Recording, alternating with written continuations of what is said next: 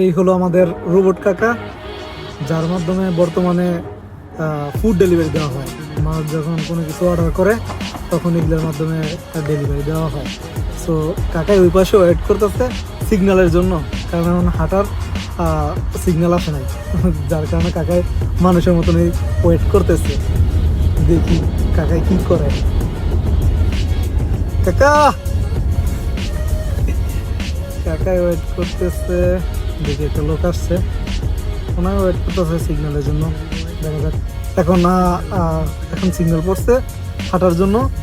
So ওই লোকটা হাঁটতেছে না, রাস্তা ক্রস করতেছে না, যার কারণে ও রাস্তা ক্রস করতে পারতেছে না, কারণ ও ওই লোকের পিছনে। এখন তো কাকা আসে না। ও কাকা আসো না কেন?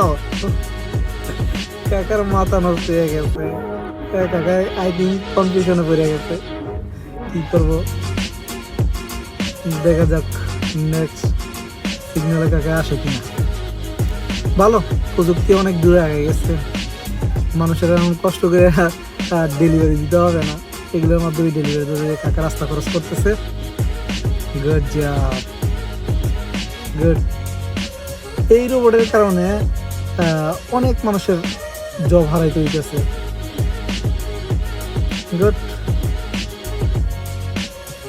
প্রযুক্তি কই চলে গেছে, আল্লাহ মাহবুদ। গুড।